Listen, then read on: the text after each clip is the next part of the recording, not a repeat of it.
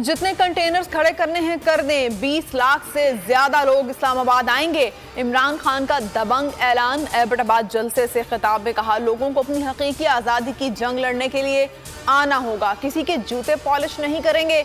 हमारे खिलाफ रात के 12 बजे अदालतें खोली गईं। मीर जाफर और मीर सादिक साजिश में शामिल थे। इमरान खान ने बताया, मीर जाफर सिराजुद्दौला का सिपह सालार था जो अंग्रेजों के साथ मिल गया।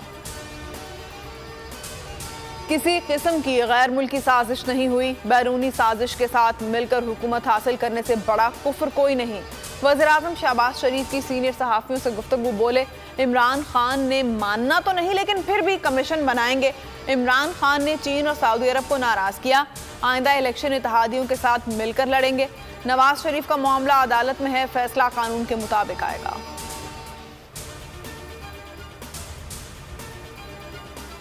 आज़ादी सहाफ़त पर कदगन लगाने की कोशिश। मौजूदा हुकूमत ने सहाफ़ियों की ज़बान बंदी शुरू कर दी। सियासी इख्तलाफ रखने पर सीनियर सहाफ़ी समी इब्राहिम के खिलाफ पैका एक्ट के तहत इंक्वायरी शुरू करा दी।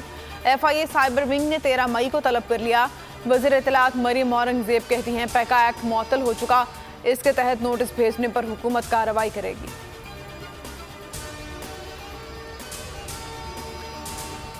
और सीनियर सहाफ़ी समी इब्राहिम के खिलाफ इंक्वायरी पर सियासी और सहाफ़ती हलकों में शदीद गम व गुस्सा। छोटे बड़े शहरों में सहाफ़ी सड़कों पर निकल आए। कराची, लाहौर, इस्लामाबाद एहतजाजी मुजाहरे। जहलम, सक्खर, गुजरांवाला और सरगोदा समेत कई शहरों में भी एहतजाज हुआ।